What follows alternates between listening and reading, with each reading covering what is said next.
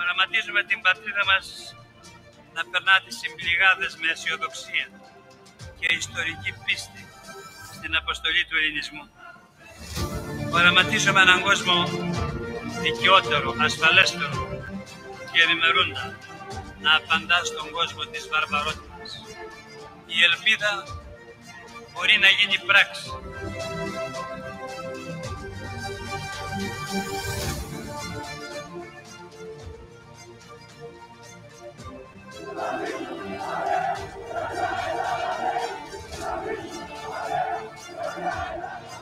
Το λαογέννητο κίνημα του Πασόκ προχωρεί.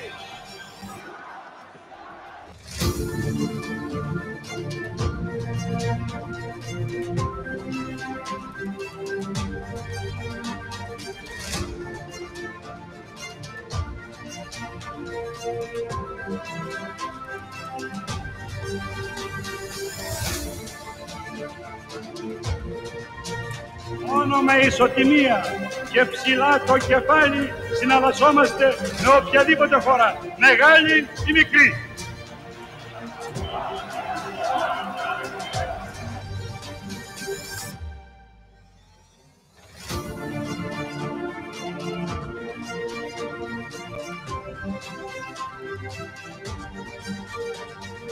Εμπρός λοιπόν για νέες μάχες και νέες νίκες.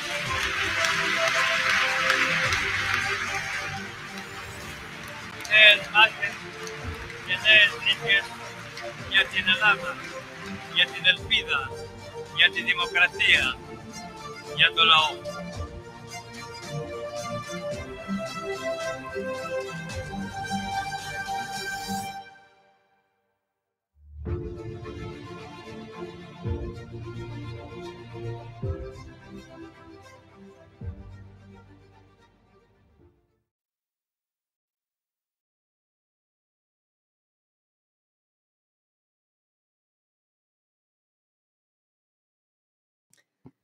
Thank you very much. Welcome, everyone.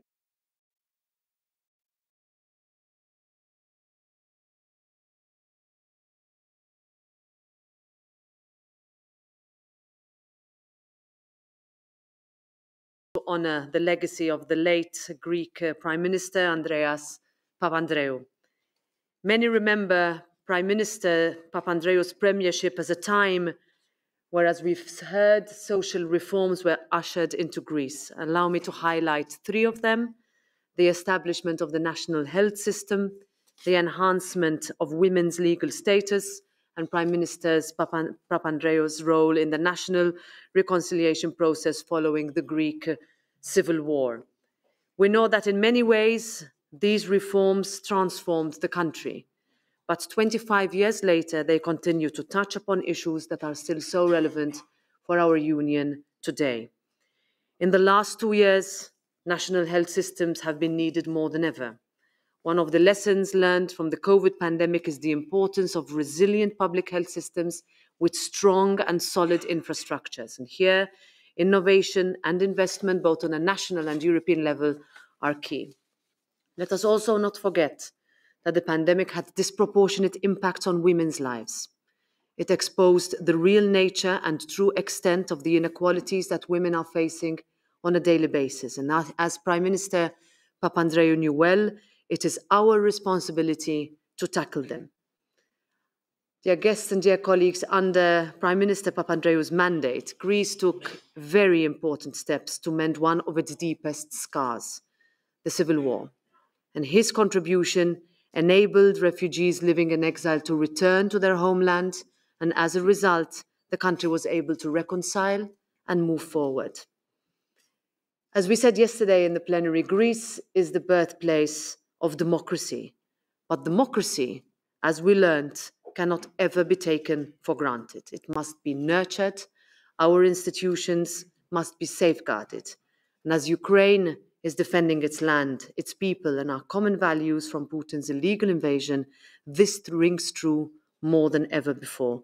And this is why we stand with Ukraine in everything we do, and whenever we can, we say it. This is a test for European democracy, one that we did not choose or expect, but one that we have no choice but to meet.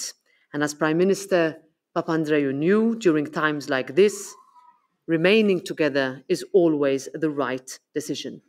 And it is on this note that it is truly fitting that this meeting room here in the House of European Democracy is named in his honour. Thank you.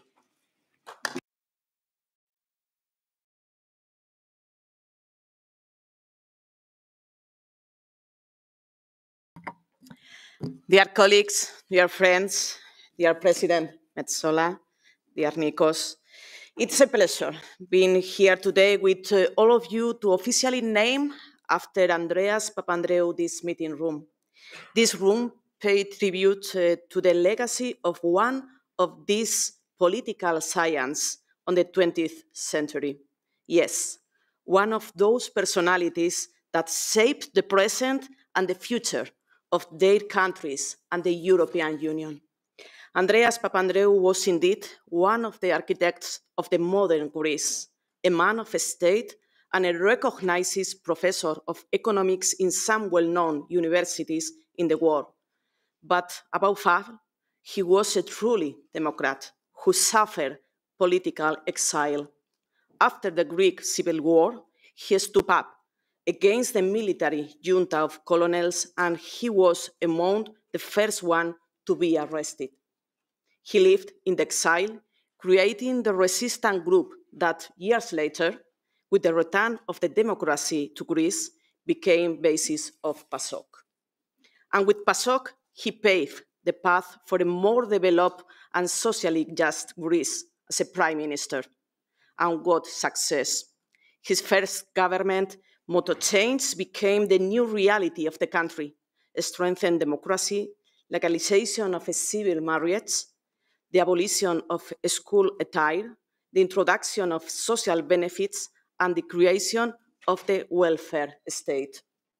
Yes, all of this at the beginning of the 80s, together with the improvement of labor legislation and change in family law, such as the introduction of gender equality. And of course, he was the one who brought Greece in the EU.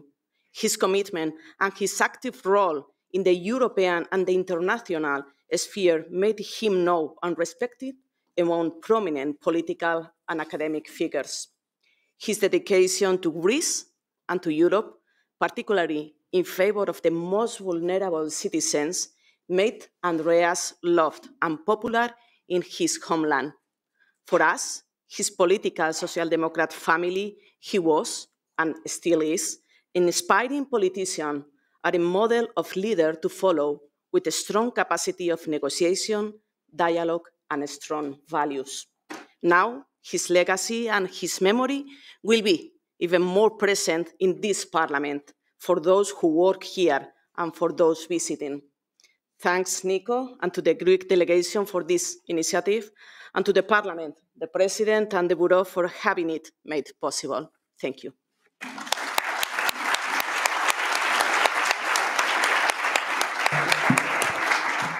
Dear President, allow me to continue in Greek. Φίλες και φίλοι, είναι ιδιαίτερη χαρά και τιμή μας η παρουσία σας και ιδιαίτερα όλων των συναδέλφων από όλες τις παρατάξεις της χώρας. Σήμερα, όπως ανέφεραν και οι προηγούμενες ομιλήτριες, τιμούν μια πολύ μεγάλη και σπουδαία πολιτική προσωπικότητα, τον Ανδρέα Παπανδρέου, που άφησε ανεξίτηλο αποτύπωμα στην ελληνική και ευρωπαϊκή πολιτική ιστορία, με τους αγώνες του για την ειρήνη, την κοινωνική δικαιοσύνη και την εθνική συμφιλίωση. Σφράγισε με την παρουσία του τα χρόνια της μεταπολίτευσης, την πιο μακρά περίοδο σταθερότητας και ευημερίας του ελληνικού λαού. Δεν δίστασε να αφήσει πίσω του το παλιό πολιτικό κατεστημένο της εποχής του και να ιδρύσει το πανελλήνιο σοσιαλιστικό κίνημα. Ένα κίνημα λαογέννητο και πατριωτικό, που ήθελε να εκφράσει τις αγωνίες ενός πληγωμένου λαού μετά την βάρβαρη και τραγική εισβολή του Αττήλα στην Κύπρο, διατηρώντας την ιστορική συνέχεια της Δημοκρατικής Παράταξης στην Ελλάδα από τον Χαρίλαο Τρικούπη και τον Ελευθέριο Βενιζέλο. Ο Ανδρέας Παπανδρέου, αν και έχουν περάσει 26 χρόνια από το θάνατό του, μιλά ακόμα στην καρδιά του ελληνικού λαού, καθώς έδωσε τη δυνατότητα στους μη προνομιούχους και σε όσους βρισκόταν στο περιθώριο του μετεμφυλιακού κράτους να έχουν ίσες ευκαιρίες για να οικοδομήσουν μια καλύτερη ζωή. Με την εξωτερική του πολιτική σφυριλάτησε την εθνική αξιοπρέπεια. Ίδρυσε το Εθνικό Σύστημα Υγείας και οι μεταρρυθμίσεις του στην παιδεία έγιναν εργαλεία μείωσης των ανισοτήτων και έδωσαν ελπίδα και προοπτική σε χιλιάδες Ελληνίδες και Έλληνες. Ψήφισε πρωτοπόρα νομοσχέδια την εποχή του, θεσμοθετώντας την ισότητα των φύλων και την αρχή της ίσης αμοιβής για ίση εργασία, το δικαίωμα στην άμβλωση. Αναγνώρισε την ηθική αντίσταση και έκλεισε τις πληγές του εμφυλίου πολέμου και της ξενοκίνητης χούντας, επιτρέποντας την επιστροφή των πολιτικών προσφύγων. Στο διεθνές πλαίσιο επανατοποθέτησε την Ελλάδα, σπάζοντας τους ασφικτικούς και καταστροφικούς περιορισμούς που είχαν επιβληθεί στη χώρα την ψυχροπολεμική περίοδο, κάνοντάς τη, μαζί και με άλλους ηγέτες της χώρας μας εκείνη την εποχή, ισότιμο μέλος της ευρωπαϊκής οικογένειας. Συμμετέχοντας ενεργά στην πρωτοβουλία των 6 μαζί με τον Όλαφ Πάλμε και την Ίντιρα Γκάντι, πάλεψε για τον πυρηνικό αφοπλισμό και την παγκόσμια ειρήνη. Σε ευρωπαϊκό επίπεδο, με τον αγώνα του για τη δημιουργία των μεσογειακών ολοκληρωμένων προγραμμάτων που κάλυψαν την Ελλάδα, την Νότιο Ιταλία, περιοχές της Νότιας Γαλλίας, έθεσε τις βάσεις για να εξελιχθεί η ευρωπαϊκή πολιτική της συνοχής. Διετέλεσε προεδρεύων του Συμβουλίου 3 φορές. Στην ομιλία του κατά τη διάρκεια της υπογραφής της Συνθήκης Προσχώρησης Αυστρίας, Φινλανδίας και Σουηδίας το 1994 στην Κέρκυρα, είχε αποτελέσει τα προτάγματα του σήμερα. Την ανάγκη για κοινή εξωτερική πολιτική και ασφάλεια, για ουσιαστική οικονομική ενοποίηση, καθώς μόνο έτσι μια ενωμένη Ευρώπη θα είχε ισχυρή παρουσία στη διεθνή σκηνή. Και πάλι θέλω να ευχαριστήσω από τα βάθη της καρδιάς μου όλους εσάς που ήσασταν εδώ σήμερα. Είναι μια ιστορική στιγμή το κίνημά μας και είναι πραγματικά συγκινητική η παρουσία σας και των μελών του Ευρωπαϊκού Κοινοβουλίου και όσων ήρθατε από την πατρίδα μας. Και πάλι σας ευχαριστώ πάρα πολύ.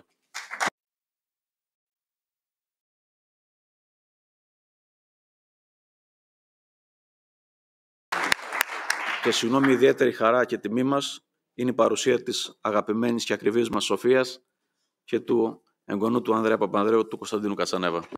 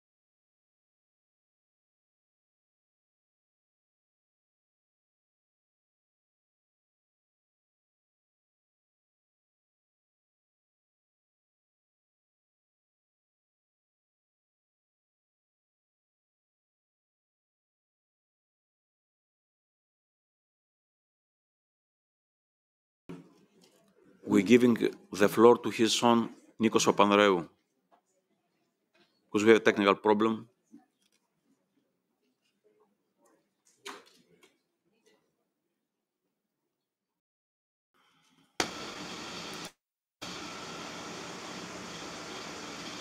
Hello? Can you hear me? Sorry. Yes, we can hear you. Okay.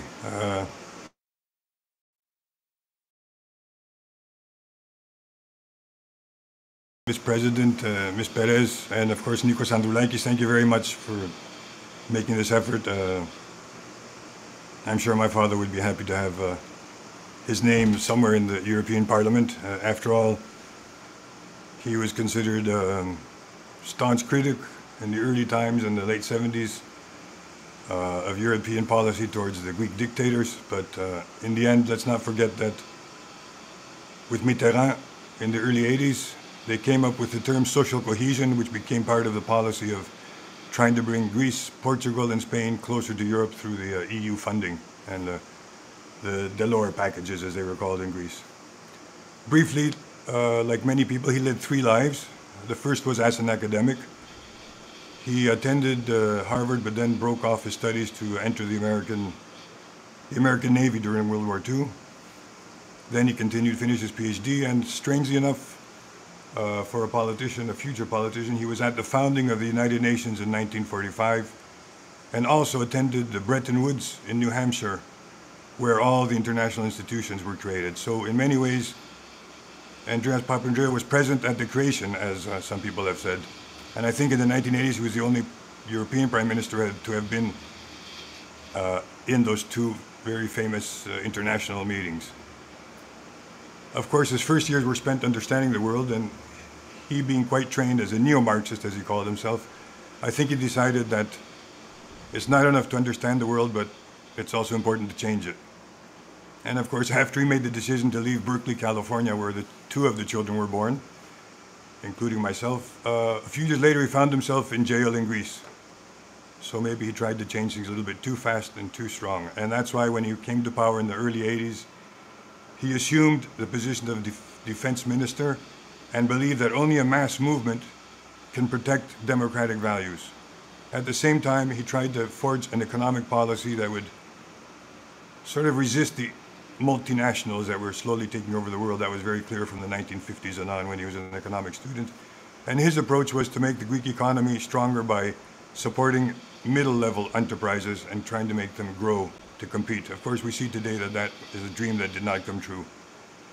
He was also, besides a politician and an economist, a father with 4 children. Brother George was the former Prime Minister. My sister Sophia is in the hall. I'm Nicholas, and my younger brother Andy is an economist. So now we have a number of grandchildren. The youngest great-grandchild is on the island of Crete. So from all of us children, not so young, but in Greece, for better or for worse, you're always a child of some great man. I'd like to thank you very much for today's honor, and I'm sure that he would be very happy to see that the European Parliament has grown teeth since he was Prime Minister in the 1980s, and that is now a place that with which he would agree about the resistance to one more superpower trying to take over another smaller country. And I think he'd be happy that Europe today is trying to make us all proud, give us dignity, and that the European Parliament works with a spirit of democracy and is informed by a truly vibrant civic political life. So Nikos and all the other European deputies in the room, thank you very much from Athens, Greece.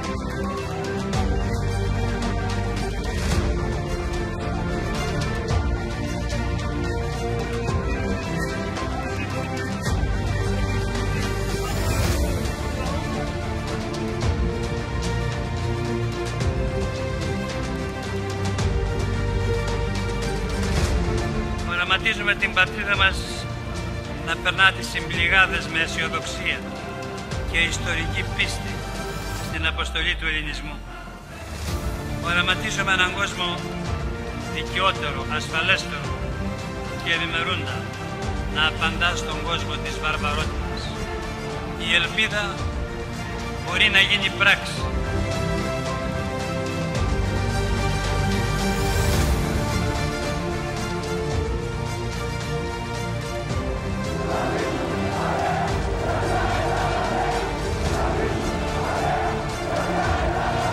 Το λαογέννητο κίνημα του Πασόκ προχωρεί.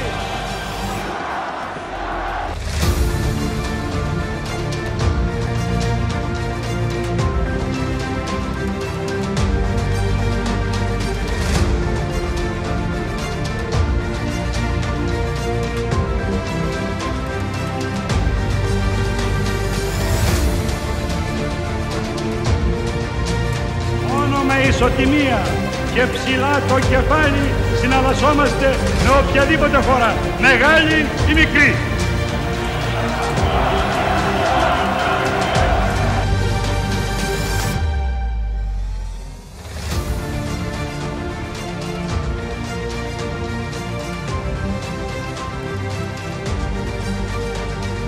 Εμπρός λοιπόν για νέες μάχες και νέες νίκες.